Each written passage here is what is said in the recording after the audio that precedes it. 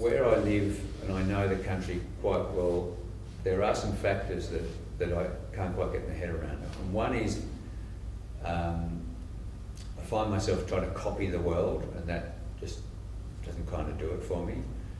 I also find that I rarely use the colours that are just there, because it doesn't seem to be evocative enough of the sensations aroused by the experience of being there. But if I find that I'm not travelling too well in the studio, then I take things out and I work out there. And I mean, I'm swinging between that, more overtly representational and then, much less representational. And so one picture can sort of go what I feel like is right up to the edge of what I can tolerate, and another one back the other way. Yeah. I mean, in the end, you're only painting what you can tolerate. If you can't tolerate it, you paint it out. I moved to Coogee when I was in third year art school at the National Art School, and that was 15 years ago, and I haven't left. This painting, I've probably painted 10 paintings of similar compositions, different times of the day, It's obviously living on the coast. The light changes so dramatically all the time. A placeholder in mathematics is a zero, holds a placeholder, and enables us to have tens and hundreds and thousands. And it's this little invention in the history of nothing that actually does something. So for my painting, it's nothing there that holds a place for something. So for me, it is about changing and moving, and all that's rooted in a type of looking that pays attention to perhaps the passing away of things rather than an arrival point of things. Painters are aware of the mechanics and poetics of how to keep the viewer's eye and mind moving laterally, diagonally, and sure, into depth, but always bringing them back, because the second you let the eye disappear out the back, the whole thing sort of closes down.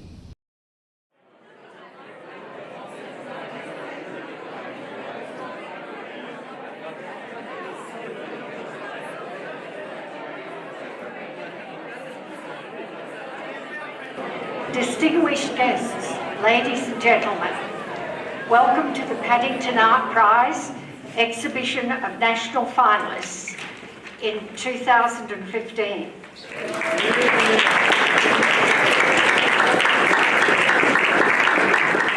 I think now I may introduce Jane Waters, who will formally open the exhibition. Thank you, Jane.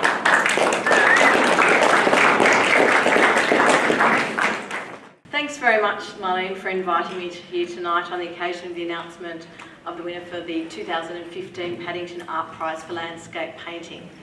Landscape painting occupies an important place in the history of Australian art, and its development over the past 2 centuries resonates with the changes in our attitudes and society. At first, it was our colonial settler artists, bewildered by the wild, impenetrable bush they encountered, who sought to create works that evoked scenes of the familiar, idealised pastoral settings reminiscent of the English countryside inhabited by genteel folk. These images, essentially a way for them to make sense of this new unknown land and to reassure the folk back home that everything was safe. Glover's painting of his house in Tasmania, depicting a established cottage garden amidst Australian landscapes, affirms the belief that this wild land could be tamed.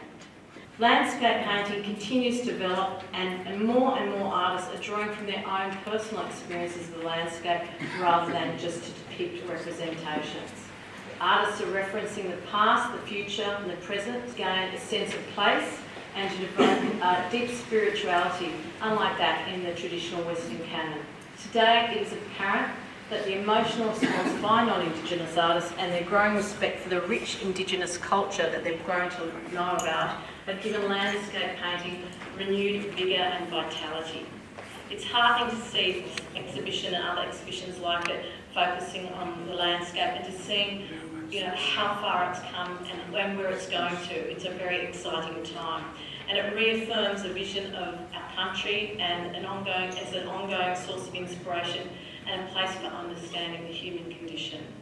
Congratulations to all of the artists who have entered this prize. Please continue to support it. It's a really important prize. And to those whose works hang here tonight, a special congratulations to you. So I'm sure this is the moment, you're coming up to voting for to find out who's the winner. So thank you very much, and I hope you enjoy the exhibition. Thank you, Jane, so much for that wonderful opening speech about this wonderful country of ours. I just realised I had so many notes. I forgot to thank someone very important this evening, and that was the judges. No, I think I'm just going to have to say thank you to Michael Knock. He couldn't be with us tonight, but sends his very best regards to all of the artists, all of the finalists.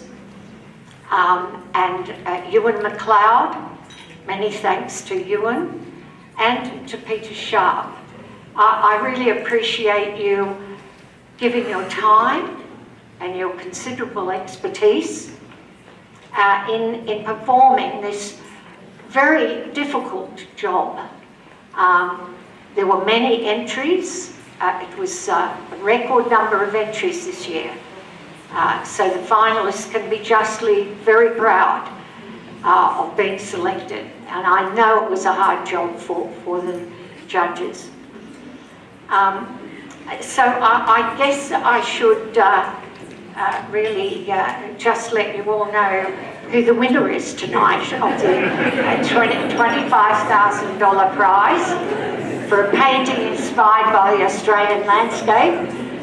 I would ask you to give a great big hand of applause for Ross Lowry.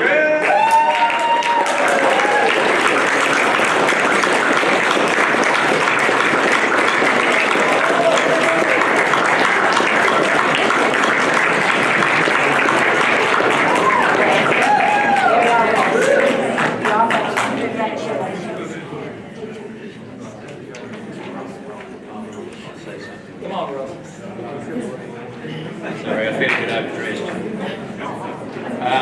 Thank you to Marlene very much, and to her family and the sponsors for supporting painting and for supporting the arts at all. It's fabulous. Of course, I would like to thank my family, especially my wife, Viv, and daughters Isabella and Gigi. I would like to thank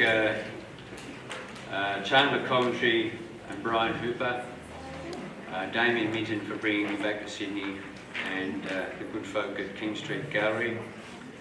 And just to acknowledge that the idea of a best painting and not is pretty wacky anyway, and I got lucky tonight, and I hope everyone else gets lucky tomorrow.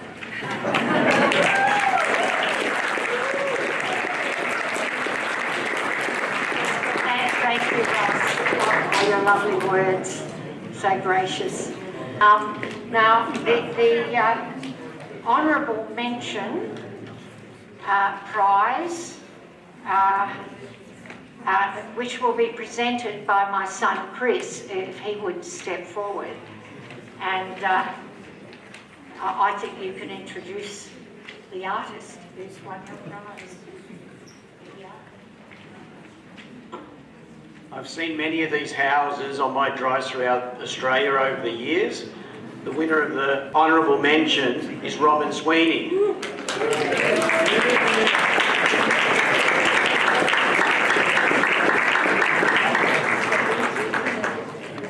I didn't mention earlier that this is a national prize, and I want to thank all the people who come from interstate. I need to ask Alex to come up from the Sydney Art Store to present his prize, and the next artist to come from Western Australia, and well, it's a great painting, everyone loves it, and thank you for coming all that way, and everyone else who's travelled tonight to get here. I just want to say, Marlene, thank you for allowing the opportunity of the Sydney Arts for being such a beautiful prize.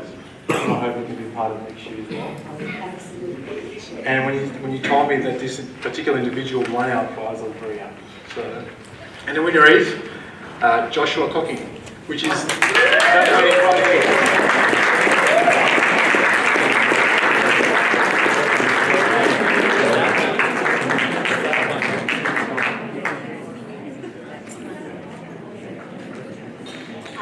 I would now like to call to the microphone my niece, Louise Antico, who this year created an inaugural prize of a 2-week artist retreat at her wonderful Safala cottage. Here we are. Yes. Here we are. Okay. The artist that has been chosen for the Safala Cottage Retreat is Catherine Cassidy for her painting Falling Stars 2, Letting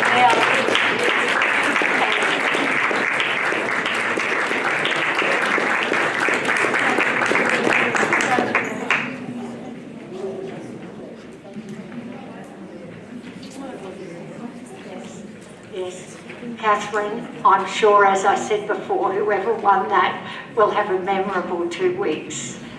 Enjoy it, and I'm sure you'll do some wonderful paintings out there.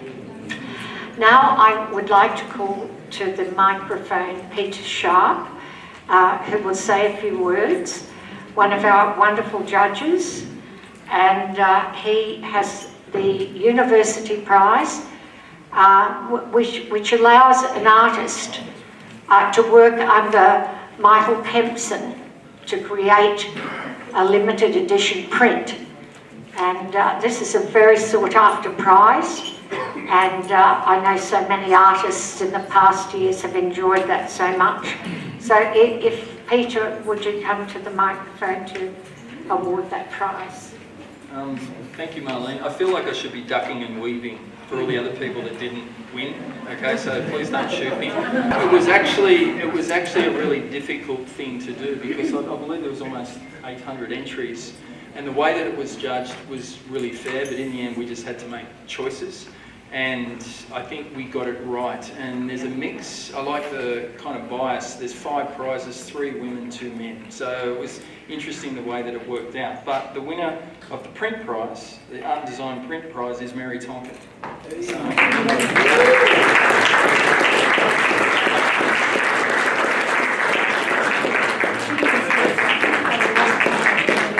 Thank you, Peter.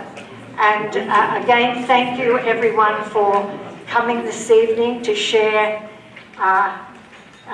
this wonderful exhibition. There was a thank you that I neglected to make earlier on, and that was a very important thank you, and that was to all of the artists over the last 12 years who have entered the prize, and without their support there would be no prize.